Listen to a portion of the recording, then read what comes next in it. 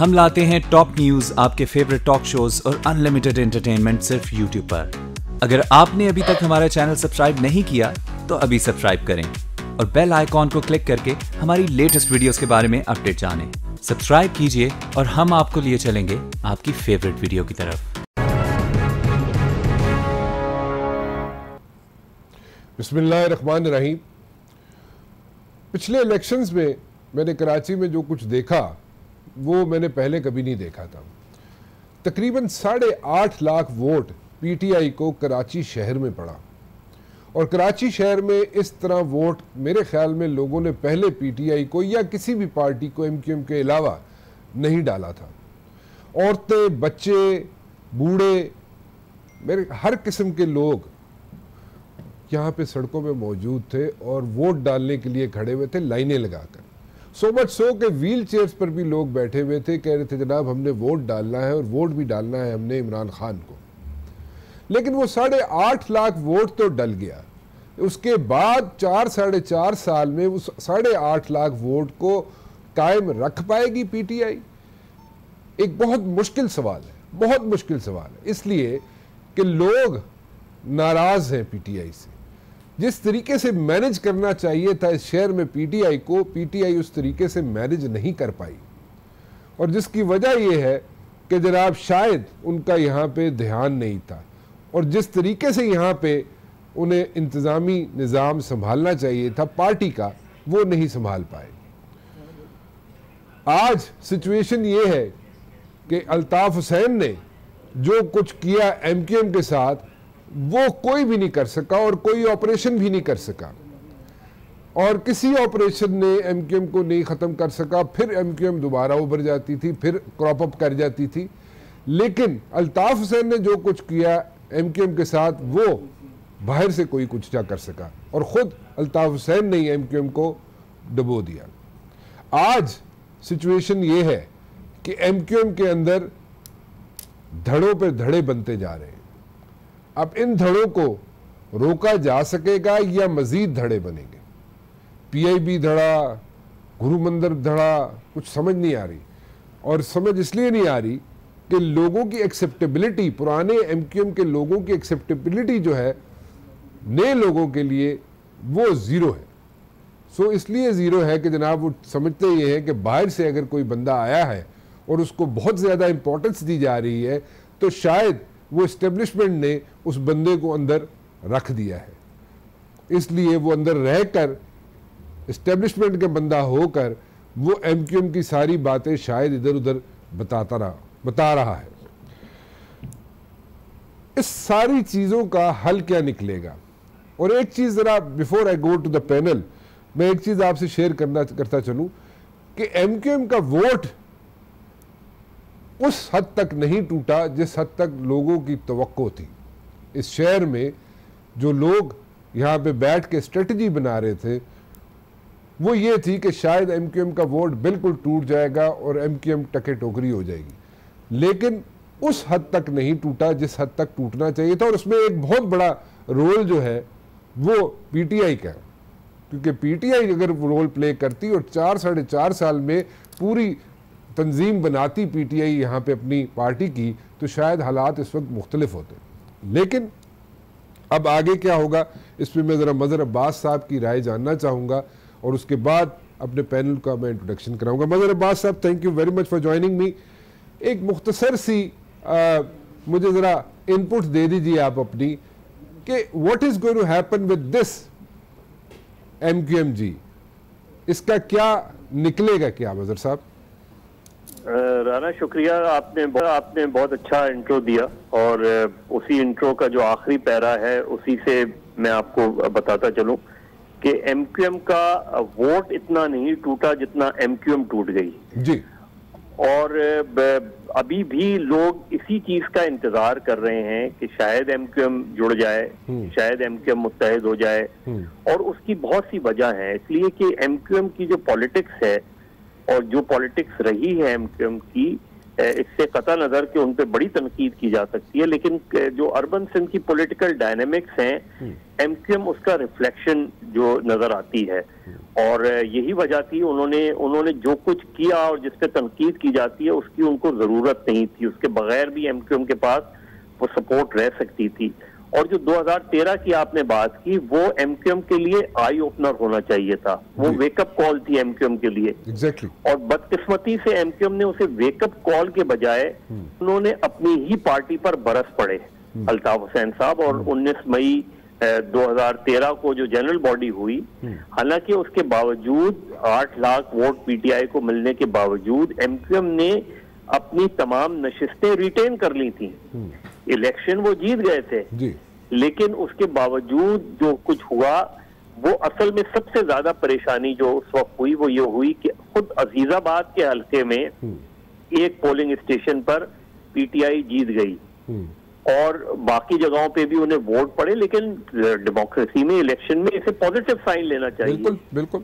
लेकिन एमक्यूएम ने इसको पॉजिटिव नहीं बल्कि अपने वर्कर्स की नाकामी करार दिया। हालांकि उन्हें अपने वर्क की नाकामी करार देना चाहिए था, उन्होंने वर्कर्स की नाकामी करार दिया। तो वो बेसिक पॉइंट था जहां से एमक्यूएम का एक तरीके से एमक्यूएम को झटका हुआ और एमक्यूएम की डिक्लाइन शुरू होती है उस पॉइंट पे। और उसके बाद आपने देखा, उसके बाद कौन से लोग पहले निकले जो उसी मीटिंग से उठ के चले गए थे, उनमें मुस्तफा कमाल, अनीस कायम खानी, और उसके बाद वो लोग अलग चले गए और फिर 1 साल बाद उन्होंने वापस आके 1.5 साल बाद पाक सरजमीन पार्टी बना ली।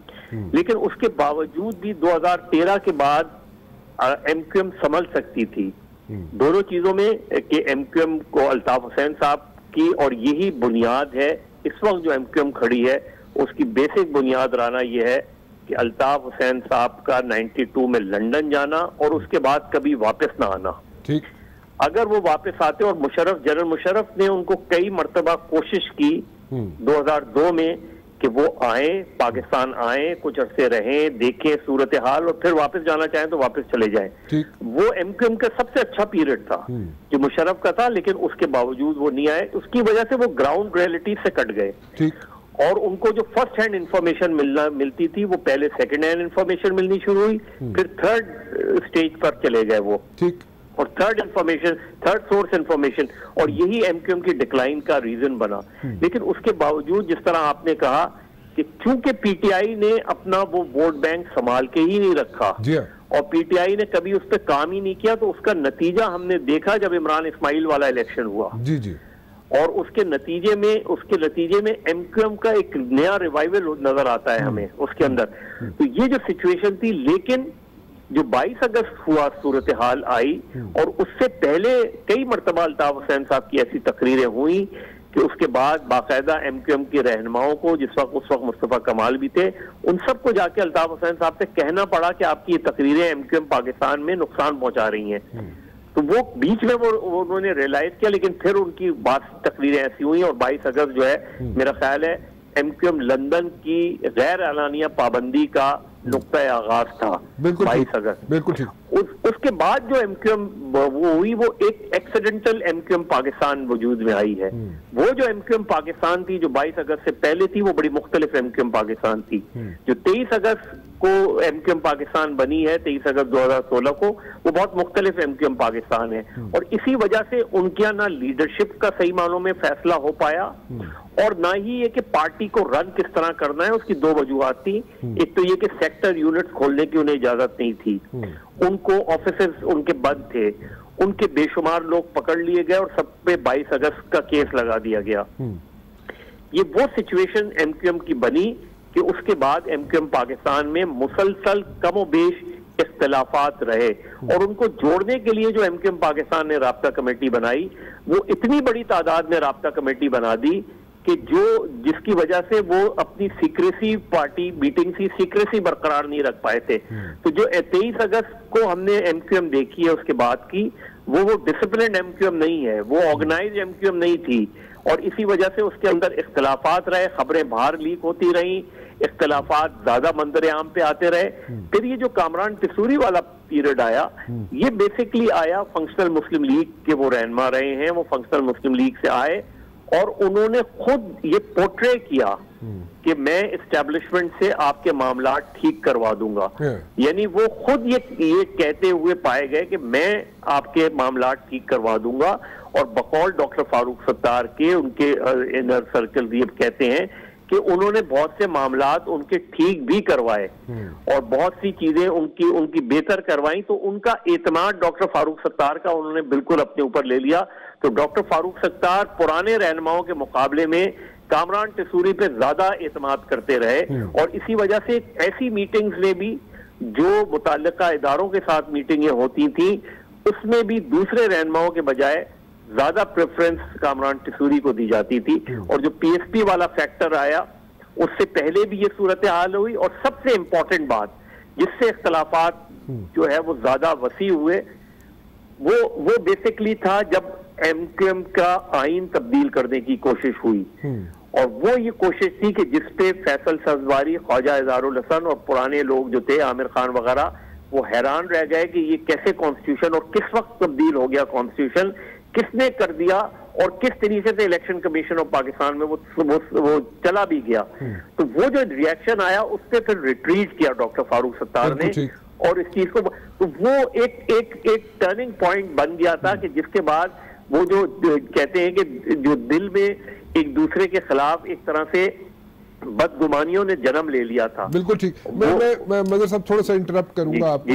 मैं सिर्फ पूछना ये चाह रहा हूं कि अब आगे क्या होगा। आगे रऊफ सदीकी साहब भी मेरे साथ मौजूद हैं। रऊफ सदीकी साहब से भी पूछना चाहूंगा, आपसे भी पूछना चाहूंगा, व्हाट नेक्स्ट नाउ। अभी देखिए आपने जैसे कामरान तसूरी का जिक्र किया, आपने कहा जनाब कि कामरान तसूरी का एक टैग लगता है उसमें कामरान तसूरी पे, और वेरी राइटली उसने मैनेज करने के लिए कहा भी होगा इस्टेब्लिशमेंट से जो मसाइल हैं कि जनाब मैं एज अ ब्रिज एक्ट करूंगा। एंड सो मच सो कि इलेक्शन भी जब कामरान तसूरी लड़े तो उस वक्त भी उन्होंने फ्लोट किया पूरी मार्केट में ये बात कि जनाब मैं इस्टेब्लिशमेंट का आदमी हूँ और मुझे इस्टेब्लिशमेंट जितवा भी देगी। इस किस्म के अल्फाज भी सुनने को मिले। लेकिन अब व्हाट नेक्स्ट जी, आगे मजीद बढ़ती जाएगी पार्टी या क्या होगा? मैं रऊफ साहब से पूछ लूँ अगर आप इजाजत दें मदर साहब। मैं सिर्फ एक चीज आपको ऐड कर दूं। देखिए मुझे ये अगर ये इस वक्त कोई अंडरस्टैंडिंग कोई पैचअप हो भी जाता है, मुझे वो इख्तलाफात खत्म होते नजर नहीं आते। मुझे एमक्यूएम पाकिस्तान वो एमक्यूएम पाकिस्तान नहीं, शायद वो एमक्यूएम पाकिस्तान वो कभी बनी भी नहीं मेरे लिहाज से जिस एमक्यूएम पाकिस्तान को मैं लेकिन पाकिस्तान का भी जरा बता दीजिए कि पाकिस्तान और लंदन एक ही चीज है, क्योंकि हमने जब लंदन से भी अल्ताफ हुसैन तकरीर किया करते थे तो उस वक्त भी कोई ऐसा खास फर्क नहीं होता था। उस वक्त भी लिखा जाता था, मतलब बोर्ड्स पे भी लिखा हुआ हमें नजर आता था जी पाकिस्तान। वो भी एक बुनियादी इख्तिलाफ उस वक्त भी रहा था जी कि जी राब्ता कमेटी तो एक ही होनी चाहिए। राब्ता कमेटी एमक्यूएम लंदन और राब्ता कमेटी एमक्यूएम पाकिस्तान का होना जो है वो बिल्कुल भी उस वक्त भी इख्तिलाफ ये रहा था और एक रिजर्वेशन रही थी। लेकिन चूंकि अल्ताफ हुसैन प्रिवेल कर जाते थे तो वो चीजें उस तरीके से मंदरे आम पे नहीं आई। लेकिन इस वक्त जो सूरत हाल है, मुझे ये इख्तिलाफात खत्म होते नजर नहीं आ रहे। अच्छा, मुझे ये इख्तिलाफात बढ़ते हुए नजर आ रहे हैं। अच्छा। और ऑलरेडी मुझे ये जो नुकसान पहुंचना था वो पहुंच गया है। ये जनरल इलेक्शंस में किस तरीके से जाएंगे, किस तरीके से ये मजबूती से अपने वोटर को कन्विंस कर पाएंगे। एक अगर 4 सीटों पे ये सूरत हाल पैदा कर दी गई है तो जो 20 सीटें आप इलेक्शन लड़ेंगे कौमी असेंबली की, जो 50 से ज्यादा सीटें प्रोविंशियल असेंबली की लड़ेंगे, तो एक डिसयूनाइटेड, यानी आप देखें ना कि पीआईबी कॉलोनी में जिस तरीके से राब्ता कमेटी जा रही है तो ऐसा लग रहा है जैसे एमक्यूएम का वफ्द पीपल्स पार्टी के वफ्द से मिलने जा रहा है। बिल्कुल ठीक। उनका रिस्पॉन्स ऐसा है और उधर से जब ये लोग आते हैं तो इस तरीके से मिला जाता है, तो वो जो धड़ाड़ है वो मेरा ख्याल है गहरी हो गई है। दुरुस्त, बिल्कुल ठीक कह रहे हैं आप। मैं आपको मैं चाहूंगा मदर अब्बास साहब के आपको मैं शुक्रिया अदा करना चाहूंगा आपका, रीजन बीइंग कि you not well got time. और रऊफ सदीकी साहब से पूछूंगा मैं कि मुस्तकबिल में भी लग ऐसे रहा है कि एमक्यूएम के मज़ीद बंटवारा होता हुआ नज़र आ रहा है, क्या ये बात दुरुस्त है या नहीं? क्योंकि अगर ये है ऐसा और जनरल इलेक्शन में मज़ीद हालात ख़राब हो सकते हैं, मज़ीद बंटवारे, मज़ीद इख्तलाफात सामने आ सकते हैं, तो फिर वोटर का क्या कसूर है जो कराची में बैठा हुआ है, जिसने पहले आस लगाई पिछले इलेक्शन में इमरान खान से, उसके बाद वहाँ से कुछ नहीं मिला PTI से, फिर वापस MQM की तरफ आया लेकिन MQM से भी उसको कुछ नहीं मिला, तो फिर वो कहाँ जाएगा। एक छोटी सी ब्रेक के बाद।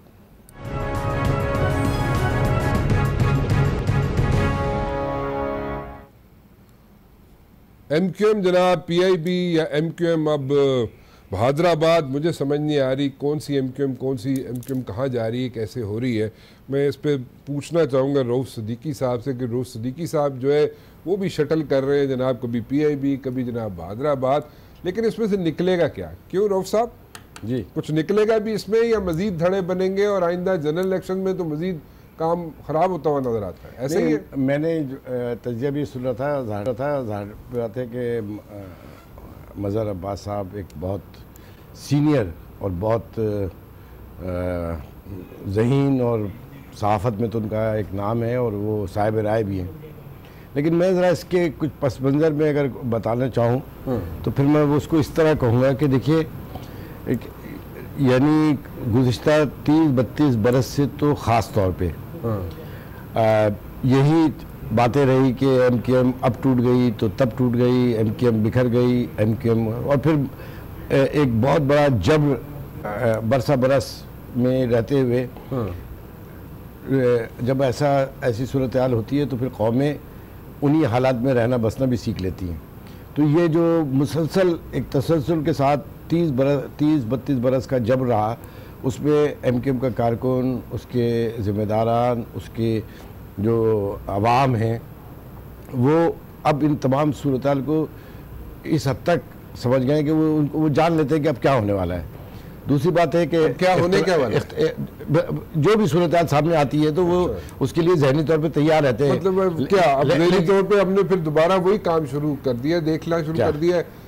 रात को लाइव ट्रांसमिशन होती है, लाइव ट्रांसमिशन होती है फारूक सत्तार के घर से होती है, नाराज हो जाते हैं, फिर वहाँ से मनाए जाते हैं, तो वो इस तरह के चक्कर होते हैं। ऐसा नहीं है, ऐसे ही है, हमने 2-3 मरतबा देखा है। वो इसलिए है कि 40 कैमरे इधर लगे, 40 कैमरे उधर लगे, चलना मुश्किल है, थोड़ी देर से कैमरे हटवा दें तो वहाँ पे मसला ही कोई नहीं, मैं तो जाएगा ही कोई नहीं। नहीं, मैं ये नहीं कह रहा हूँ, मैं ये कह रहा हूँ कि उसकी वजह से क्या होता है कि 10,000 अफवाहें चल रही होती हैं और हमें मजबूरन उसका जवाब देना पड़ता है, क्योंकि अवाम बेचैन होते हैं, परेशान होते हैं कि ये सब क्या हो रहा है, तो हमें अपडेट करना पड़ता है। और ये मीडिया का अच्छा क्या हो रहा है आप बताएं ना। देखिए, लेकिन वो पहले तृष्णा रह जाएगी बात, क्योंकि नहीं रहती, आप फिक्र नहीं करें, आपको बहुत टाइम है। अच्छा, पहली बात ये है कि इख्तिलाफ राय होता है और शदीद भी होता है, और पहले भी होता था और शदीद होता था। और पहले तो अल्ताफ हुसैन होते थे ना, उधर से इसका मतलब मारते थे। नहीं, इसका मतलब है कि उस जमाने में भी, ये तो मैं ऑनेस्टली कह रहा हूँ, लेकिन अल्ताफ हुसैन के आगे बोलता कोई नहीं था ना। नहीं, ऐसा भी नहीं है। हाँ। उस वक्त भी शदीद तरीन इख्तलाफात इस हद तक हो जाते थे कि बाज़ औक़ात इजलास, अच्छा उसमें उस वक्त जो इजलास होते थे वो 20-20 इजलास एक दिन में होते थे। चलो उसको छोड़े, अभी का बताएं। हाँ, अभी फारूक सत्तार जो है वो रहेंगे, वही चलाएंगे सारे हिसाब किताब पार्टी का, या कोई और नया बंदा लेके आएंगे आप, या उन्हीं को मनाएंगे आप, क्या करेंगे? देखिए सीधी बात इसको समझें। हाँ।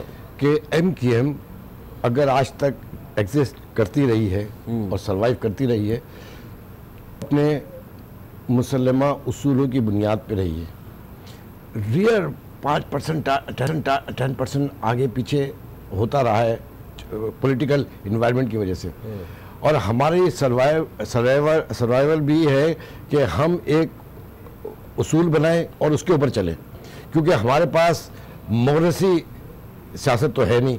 हमारा वोटर कोई नामों पे तो जिंदा नहीं है, जैसे कि मॉरिसी सियासी जमात है। आप मुझे मजबूर कर रहे हैं, मैं आपको 2 दफ़ा सवाल कर चुका हूँ, आप फिर पीछे चले जाते हैं और मुझे मजबूर कर रहे हैं कि मैं ऐसी चीज़ करूँ, लोगों को किस्सा सुना दूँ। लेकिन समझ में, अगर मैं ये नहीं बताऊंगा तो आपके व्यूअर जो है फिर जानना चाहते हैं कि अब क्या होगा। देखिए राना साहब, आपके लाखों करोड़ों लोग जो सुन रहे हैं आपके इस सवाल और फिर मेरे मुख्तसर से जवाब से कंफ्यूज हो जाएंगे। मसला ये है ना, मसला पता क्या है? मसला ये है कि आप बैठ के जहाज अगर 10,000 फुट की बुलंदी पे हो तब भी आप उस वक्त लोगों को यही आसरा देते आए सारी ज़िंदगी कि तुम्हें हूरें मिलेंगी वहाँ पे, और बेशक आप कॉल मिला लें डायरेक्ट वहाँ से मोबाइल पे बैठ के, फिर भी आप यही कहते हैं कि आपको हूरे मिलेंगे। और भाई ज़मीन पे क्या मिलेगा, अभी ज़मीनी हकायक बताए ना। नहीं, ज़मीन का ताल्लुक आखिरत से और आखिरत का ताल्लुक हूरों से है। और वो शख्स आपका कितना अच्छा दोस्त हो सकता है जो आपको जन्नत में ले जाने की दावत दे रहा हूँ, वो आप ही है। लेकिन मैं इस वक्त तो मुझे ये बता दे फारूक सत्तार का क्या बनेगा और उसका क्या नहीं बनेगा? देखिए, बात यह है कि ये बातचीत हो रही थी और सूरत हाल काफ़ी, आप कामरान तसूरी को एक्सेप्ट कर रहे हैं, नहीं कर रहे, क्या है? मुझे यहाँ से शुरू देखिए पार्टी के अंदर एक सबसे अहम मसला जो ये लोगों को ये आज पता चल रहा है ना, ये 8-9 महीने से बहुत सारी चीज़ें होती रही। उनमें से एक कामरान तसूरी का अभी जैसे मजहर भाई ने फरमाया, कामरान तसूरी का इशू है। ज़रा सुनिए, मजहर भाई ने जैसे फरमाया था कि कामरान तसूरी जो हैं वो इस्टेब्लिशमेंट के आदमी हैं, और मैंने इंट्रो में कहा था। जी, आपने कहा था। अच्छा। और वो चीज़ों को मैंने इल्ज़ाम लगाया, लेकिन नहीं, मैं नहीं कह रहा होंगे नहीं होंगे, वो उनको मालूम है। लेकिन एक बात सुने, MKM के लिए या MKM के साथ अगर इस्टेब्लिशमेंट बात कर रही है तो एक पाकिस्तान की पॉलिटिकल पार्टी है, और वहाँ यहाँ पर एक बहुत बड़ा सिंध का ऑपरेशन जिसके तो आप लोगों के अंदर एक्सेप्टेबिलिटी नहीं है। नहीं, देखिए एक बात सुनिए, ये पार्टी से बात होती है, ये इंडिविजुअल की बात नहीं होती है। इंडिविजुअल कैसे कर लेगा? 22 अगस्त को क्या कामरान तसूरी थे?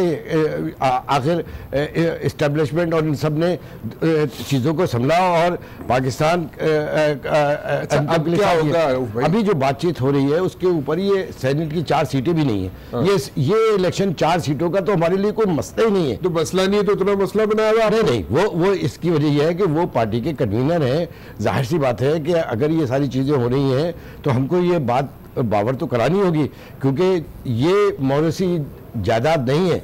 यहाँ पर किसको बावर करानी होगी? देखिए, कन्वीनर से लेकर एक कारकुन तक वही एक। तो आप ये कह रहे हैं कि फारूक सत्तार साहब को आपको कन्वे करना पड़ेगा, ये कन्वे कर रहे हैं? उनको भी कन्वे करना पड़ेगा, और उन तमाम मामलात को खुशअस्लूबी से चलाने के लिए हमें मेन इशू आपने जो कहा कि बहुत से इशू थे, उनमें से एक इशू जो था, एक इशू नहीं था, एक इशू के साथ कई इशू जुड़ गए थे। एक ही बात होगी ना? नहीं, एक नहीं बात हुई। अच्छा, 2 मुख्तलिफ बातें होगी। एक इशू के साथ बढ़ते बढ़ते और उसी इशू के गिर्द बहुत सारी चीजें होती रही। अच्छा, वो एक इशू कौन सा था? कामरान तसूरी के पार्टी के तमाम जिम्मेदारान कंप्रोमाइज करते चले आ रहे थे। ओके, सो कामरान तसूरी से शुरू हुआ था इशू, ये कह रहे हैं आप?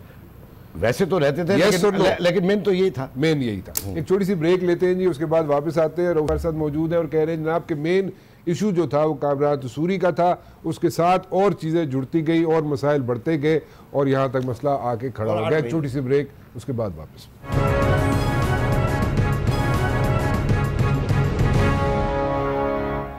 रऊफ सिद्दीकी साहब ब्रेक पे जाने से पहले हमें कह रहे थे जनाब के मसले जो हैं इस वक्त जो MKM में नज़र आ रहे हैं वो शुरू जो थे वो हुए थे कामरान तसूरी से, और उसके साथ बढ़ते बढ़ते आज यहाँ तक पहुँच गए।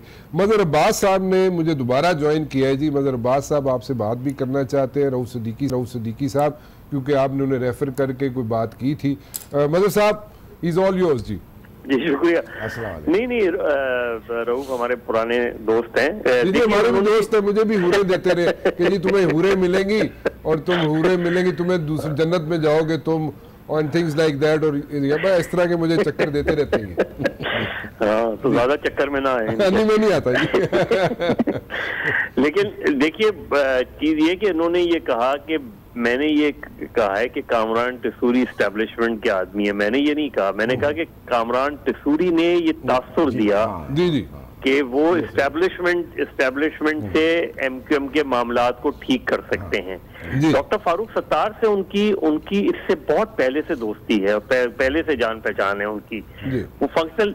मैं सिर्फ रऊफ से ये मालूम करना चाह रहा हूँ कि कामरान तसूरी को पार्टी में जब वो आने की बात हुई थी तो राब्ता कमेटी में ऐसी क्या बात हुई थी, और उस वक्त राब्ता कमेटी के तहफ़्फ़ुज़ात क्या थे कामरान तसूरी जब पार्टी में आ रहे थे, और उसके नतीजे में डॉक्टर साहब का उस पर क्या जवाब था? जी देखिए, पार्टी के अंदर आने का एक प्रोसीजर है कि सबसे पहले आप जब ज्वाइन करते हैं तो पहले ये देख लिया जाता है कि कौन। नंबर 2 ये है कि एज ए कारकुन, फिर उसके बाद वो अपनी परफॉर्मेंस पर आगे बढ़ते बढ़ते अपनी सेटल जगह के ऊपर यानी हाईएस्ट फोरम पे राब्ता कमेटी में आते हैं। और ये बात आपकी सही है कि ये एक तासुर दिया गया कि जो हमने भी सुना गुज़िश्ता एक बरस से कि सारी चीज़ें अगर वो कामरान भाई कर रहे हैं तो भाई अकेले क्यों कर रहे हैं। और दूसरी बात है कि अगर बातचीत होनी है तो एक पॉलिटिकल पार्टी से, जो पाकिस्तान की चौथी बड़ी लार्जेस्ट पॉलिटिकल पार्टी और इलेक्टेड पार्टी है, तो ये तो कभी भी नहीं हुआ। दूसरी बात ये थी कि उसके साथ बहुत सारी चीज़ें, अब अगर कोई आके हमें बार बार ये बताए और पूरी इस हाईएस्ट फोरम को बताए तो हम ज़ाहिर बात है ये बहुत सारी बातों का यकीन करें। लेकिन हमारा सफ़र जो था, जो गुज़िश्ता 1.5-2 बरस से चल रहा था, उसके अंदर इतनी सुस्त रफ्तारी क्यों आई? अगर ये तमाम चीज़ें थी और अगर तमाम चीज़ें दुरुस्त थी तो PS 114 का जो इलेक्शन था वो मैं वहाँ से कैंडिडेट था और मैंने 30-35 हज़ार वोट लिए थे और मुश्किल तरीन हालात में लिए थे। तो फिर ये PS 114 का इलेक्शन जब दिया गया तो काफ़ी उम्मीदों के साथ दिया गया, तो वहाँ पे वो इलेक्शन लूज़ कैसे हो गया, हार कैसे हो गए। फिर तीसरी बात थी कि देखिए आपस के ताल्लुकात, फिर तंजीमी मामलात, MQM इस तरह थोड़ी काम करती है। यहाँ तो रात और दिन काम करना पड़ता है और फिर सबको साथ लेके चलना पड़ता है। एक मिनट रऊफ साहब, जो मुझे समझ आ रही है बात, राब्ता कमेटी के भी आने पर भी इतराज़ था, फिर डिप्टी बनने पे भी इतराज़ था, PS 114 पे भी। How did he make it? जब सबको इतराज़ था और उसके बाद जो आप स्टेप्स बता रहे हैं, इलेक्शंस की बातें कर रहे हैं आप और राब्तों की बातें कर रहे हैं, तो कोई एज सच आपको कोई डिलीवरेंस मिली नहीं? डॉक्टर साहब की तरफ से क्या वजाहतें थी इसकी कि क्या उनके क्या रीजन थे, उन्होंने क्या रीजन दिए?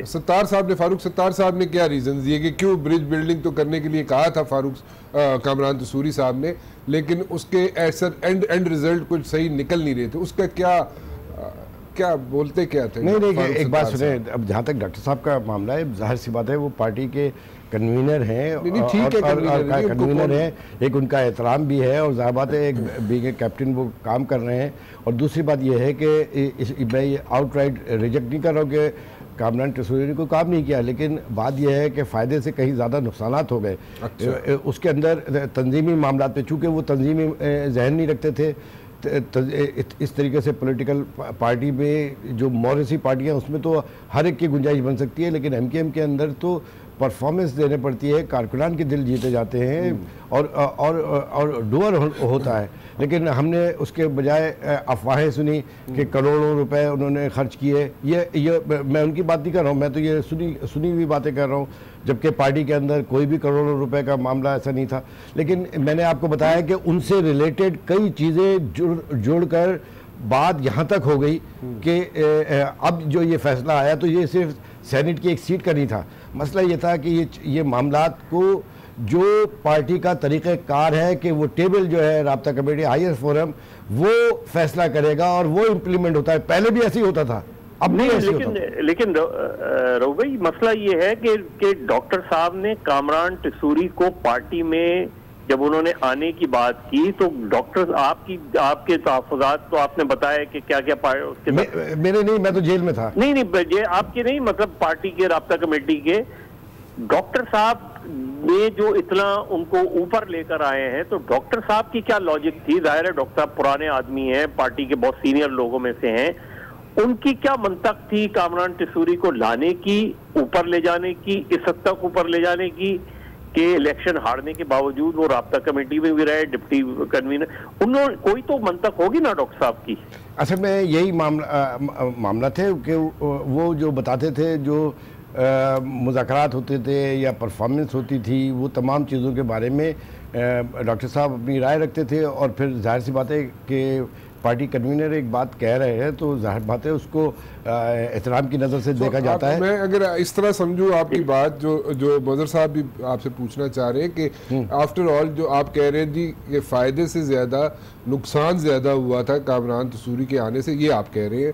और आप ये भी कह रहे हैं, मज़र साहब पूछ रहे हैं कि जो फिर उसका कोई ना कोई राय तो रखते होंगे ना फारूक सत्तार साहब, उसके बारे में कि जी फ़ायदा कम हो रहा है, नुकसान ज़्यादा हो रहा है, और उनको लाने में भी और उसके बाद भी जो ब्रिज बिल्डिंग का काम कर रहे थे कामरान तसूरी, तो उस पर भी आप ये बात कह रहे हैं कि उनकी कोई ऑब्जर्वेशन ये थी डॉक्टर साहब की, डॉक्टर फारूक सत्तार साहब की, कि वो वो फिर भी कन्विंस थे। This is what you trying to say कि वो फिर भी कन्विंस थे कामरान तसूरी से या नहीं? देखिए इस बात को बड़ा क्लियर करें क्योंकि लोगों में कहीं कंफ्यूजन ना हो, कारकुनान में, साथियों में कोई बात ना पड़े। देखिए कि वो ब्रिटिश की हैसियत से पार्टी के अंदर थोड़ी उनको शामिल किया गया था कि उनके बहुत अच्छे ताल्लुकात हैं।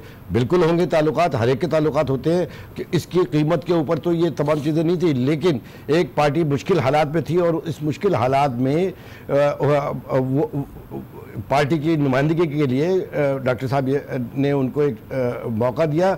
और फिर जहाँ जहाँ भी बात करी, जिस पॉलिटिकल पार्टी से भी बात होती है तो वो एमकेएम की नुमाइंदगी की हैसियत से होता है। लेकिन पार्टी के अंदर साहब का क्वेश्चन जो मैं समझ पाया हूँ वो डिफरेंट है। क्या मदर साहब का क्वेश्चन ये है, तासुर यही था जो मदर साहब कह रहे हैं, सब बातें ठीक है, लेकिन मदर साहब जो मुझे समझ आई है, जो पूछना चाह रहे हैं आपसे बार बार, वो ये पूछना चाह रहे हैं रऊफ साहब कि अगर ये सब बातें थी तो कोई स्टैंड क्या लिया जाता था फारूक सत्तार साहब की तरफ से कि क्या what is the reason, why is he so much convinced about Kamran? और देखिए उसमें मैं थोड़ा सा, राना बिल्कुल ठीक कह रहे हैं, उसमें थोड़ा सा ऐड कर दूं रऊफ साहब। देखिए चीज ये कि अगर वो सारी बातें राब्ता कमेटी एक्सेप्ट करती जा रही थी तो एक ऐसे क्रूशल टाइम पे गलत ही फैसला सही, अगर वो कामरान तसूरी को सेनेट का टिकट भी देना चाह रहे थे, 4 में से 1, और वो भी चौथे नंबर पे, चौथे नंबर वाला जीतता भी नहीं जीतता ये नहीं पता था, लेकिन उस पर राब्ता कमेटी ने इतनी हार्ड पोजीशन ले ली कि कम वोट में कामरान तसूरी नहीं बनेगा सेनेटर।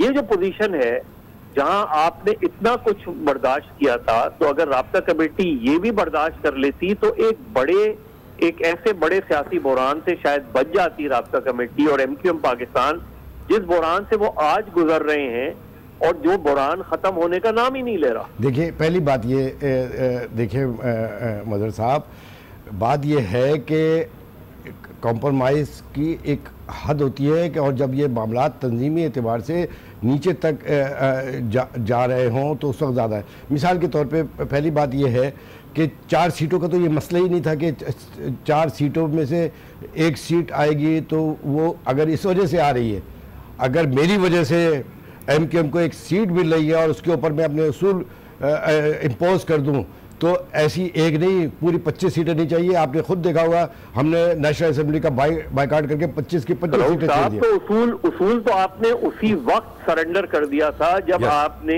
एक नए आदमी को राब्ता कमेटी में लिया, फिर उसी नए आदमी को आपने डिप्टी कन्वीनर बनाया। तो जहां उसूल एक के बाद दूसरे उसूल आप कॉम्प्रोमाइज करते जा रहे थे, तो राब्ता कमेटी ने ये नहीं सोचा कि अगर इस मर्तबा भी इस चीज को कर लिया जाए तो कम से कम हम जनरल इलेक्शन में तो एक मुत्तहिद तरीके से जा सकेंगे। आज तो आपके जनरल इलेक्शन की सूरत हाल खराब लग रही है। ये बिल्कुल आपका सही सवाल है, उसका मैं जवाब देना चाह रहा था, मैंने पहले भी सुना। देखिए एमक्यूएम के लिए कल जनरल इलेक्शन करा दें आप, हमारा ये, अच्छा ये मैं किसी गुमान में या टॉक शो की वजह से नहीं कह रहा हूँ। देखिए पहली बात ये है कि हमारा वोटर्स, हमारा सपोर्टर्स, हमारा कारकुन तहरीक का वो वो सब थोड़ा सा इंटरप्ट करूंगा आपको यहाँ पे। मैं ठीक है, आपका वोटर इंटैक्ट नहीं, मैं कुछ और कह रहा था, असल में बार बार मुझे कह रहे हैं कि वक्त कम है, मैं इसलिए पूछ रहा हूँ कि इसको मुकम्मल कर दूं एक जुमले में। जी प्लीज। देखिए जनरल इलेक्शन आने वाले हैं, तो क्या उस वक्त भी सीटें इसी तरह तकसीम होंगी? क्या इसी तरीके से हम इलेक्शन में जाएंगे? इलेक्शन में हम जाएंगे, ये जो आपको ग्रेवेंसेस नजर आएंगे ये टॉप पर है, लेकिन टॉप पर है, नेशनल लेवल पे। साहब का question goes unanswered. Why? Because he is saying कि अगर इस सेनेट के इलेक्शंस में ये जो प्रॉब्लम थी, इसको अगर आप कॉम्प्रोमाइज कर देते इस प्रॉब्लम पे, सेनेट की सीट पे, तो जनरल इलेक्शंस आपके स्मूथली आप हो नहीं। देखिए बात सुने, हम एक उसूल पसंद जमात है, एक तो फिर उस वक्त उसूल कहा था जब इंडक्ट किया था। एग्जैक्टली तो ये तो गलतियां हुई है ना, लिहाजा गलतियों का मतलब ये नहीं कि हम मजीद गलतियां करते जाए और बार बार गलतियां करते जाए, और नतीजा ये है कि हम एक ऐसी जगह पे जाके खड़े हो जाए जहां हम पार्टी का उस जगह पे आके तो खड़े हो गए सर आपने। ये उस जगह पे तो आके आप खड़े हो गए कि जहां आप पार्टी को बचा नहीं पा रहे। अभी आपका पूरा वफ्द 1 घंटे इंतजार करके आया है, उनको ये नहीं कहा गया कि जी आज नहीं मिल सकते, कल मिल लेंगे। मुख्तसर जो कन्वीनर हैं, जो सरबराह हैं, क्यों एक के लिए सब बराबर होने चाहिए, क्यों 6 सीनियर अफराद को अलग हटा दिया जाए और यही क्यों यही सवाल है। जी मेरे ख्याल में जो बात कर रहे हैं मजहर साहब वो डिफरेंट है कि आप इसी वक्त अगर कॉम्प जाते हैं तो जनरल इलेक्शंस में इस किस्म की सिचुएशन से बच जाते हैं, आप इतने कॉम्प्रोमाइज़ किए एक और कर जाते। एनीवेज आपका बहुत बहुत शुक्रिया, वक्त मुख्तसर है, मुझे इजाज़त लेनी पड़ेगी आप दोनों से जी। फिलहाल राना मुबशिर को इजाज़त दीजिए, अल्लाह हाफ़िज़।